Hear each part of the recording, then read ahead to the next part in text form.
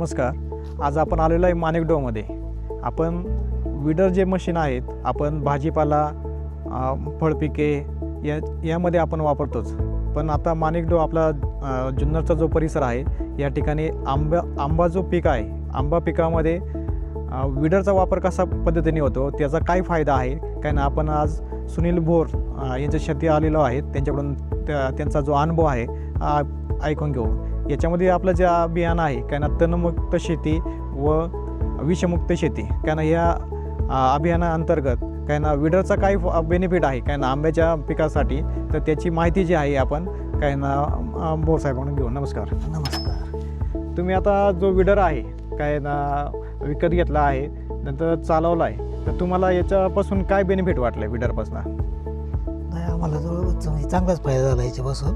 आम्हाला जवळजवळ 10-15 माणसं आळी करायला हे खुरपायला वेळ लागत होती. तर ती माणसं आता आम्ही ती बचत होऊन ट्रॅक्टरमुळे 1 लिटरमध्ये जवळजवळ 2 एकर रान झालं.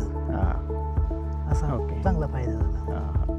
म्हणजे ज्या कामासाठी तुम्हाला 10 माणसं लागायची ते 100 ते 200 रुपयामध्ये तुमचं काम होऊन गेलं.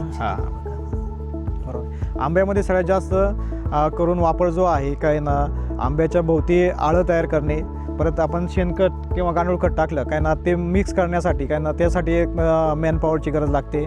आपण ज्यावेळेस आंब्याला बहार येतो त्यावेळेस तणनाशक फवारू शकत नाही. तणनाशक जर फवारलं तर बहार गळू शकतो.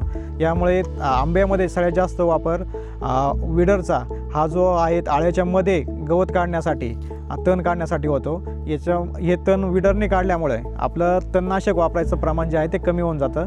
प्लस आपल्याला जे आळ्यामध्ये माती चालण्यासाठी, शेणखत मिक्स करण्यासाठी आणि आंब्याच्या भोवती आळी तयार करण्यासाठी जी माणसांची गरज पडते कारण हे मशीन जे आहे आपलं कारण हे मशीन पूर्णपणे आपलं काम पूर्ण करते. पॉवर विडरने आपण सरीवरची भाजीपाला पिकं जी आहेत तर त्यांच्यामध्ये खुरपणी करणे व भर लावणे यासाठी पॉवर विडरचा वापर चांगल्या पद्धतीने करू शकतो.